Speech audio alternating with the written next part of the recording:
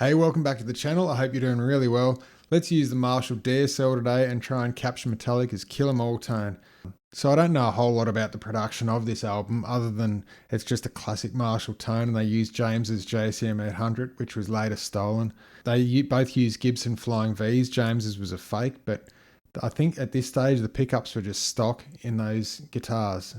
So just to explain how I came up with the tone, I went to use an OD in the front end of the amp, but it just didn't sound right and it focused things too much and sounded too modern. So I actually used the 6-band EQ and set it like I would for Slayer, like just a frowny face there you can see, and that's going through the front end of the amp. And I've also got the other 10-band EQ going through the effects slip just to clean up a few frequencies at the end. This next riff is off the Four Horsemen. It's just that machine gun riff in the center of the song, and I thought it'd just capture whether or not I've got this tone dialed. There's no reverb and there's no compression and there's no post anything that I've done making this. It's just the basic recording through the pedals and the amp, and this is what you hear.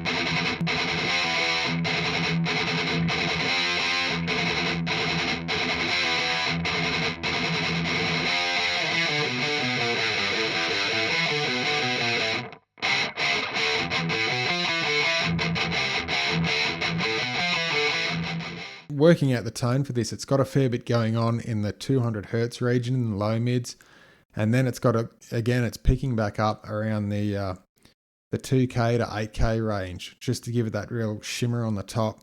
The main meat and potatoes of the tone really comes from that EQ in the front end, the 6-band, as well as just the settings on the amp here.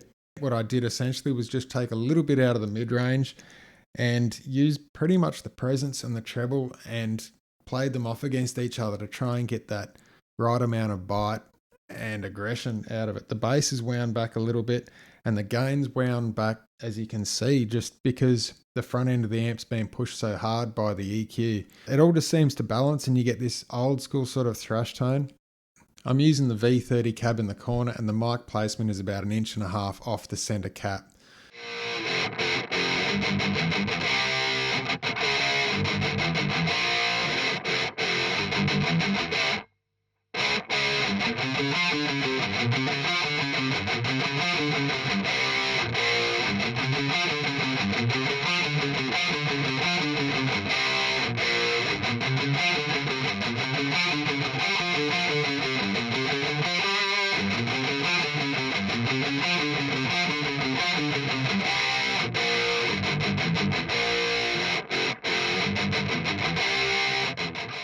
You might have noticed in the corner the funny looking box that's in front of the recto cab there, and it's actually, I made it on purpose to keep the sound in for the recto cab, so when I'm recording in this small space it doesn't pick up the string noise.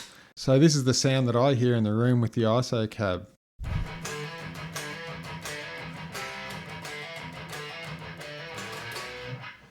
And it's actually pretty quiet. I'll take it away now and just show you how loud the actual amp is using the ambient mic.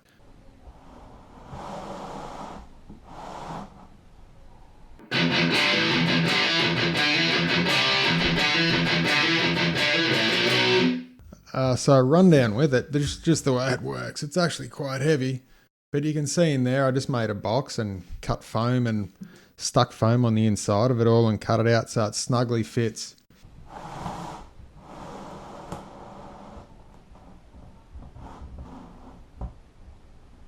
So I'm still yet to work with it and see if I can just deaden things anymore and add different foam to it, maybe even add carpet to the outside to really just make it so the timbre doesn't reverberate. You can hear it a little bit, But anyhow, that's the ISO cab for the guitar cabinet. It means I can record and play more without bothering anybody.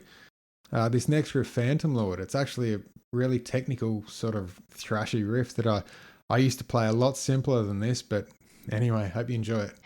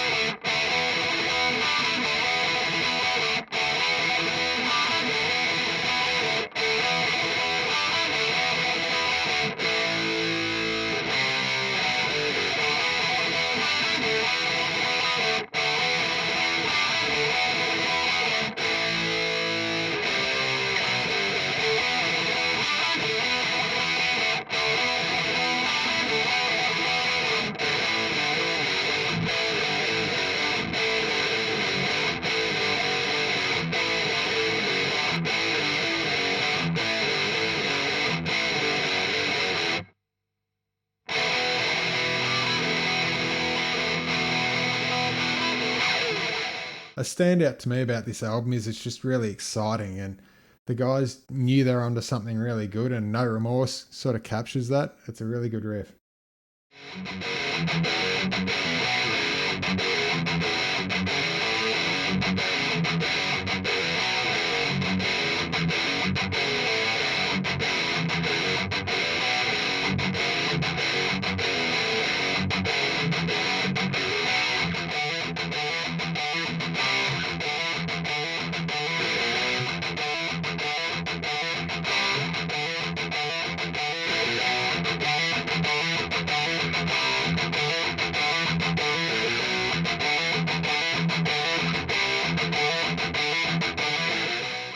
The last riff that I think will capture this tone really nicely is Seek and Destroy, and it's always been a staple song that they have. And I remember my first day of high school, and I went into the toilets, and there was massive Search and Destroy plastered all over the wall and Metal Militia, and it was a little bit intimidating, but I thought it was cool anyway.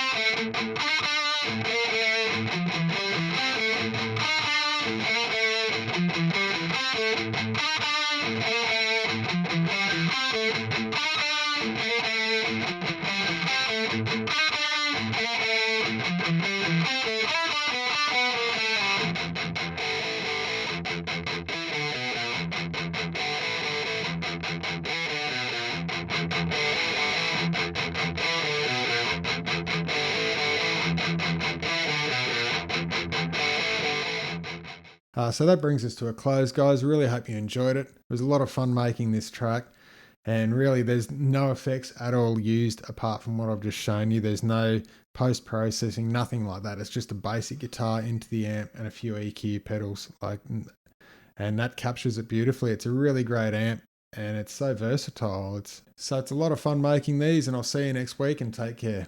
Bye.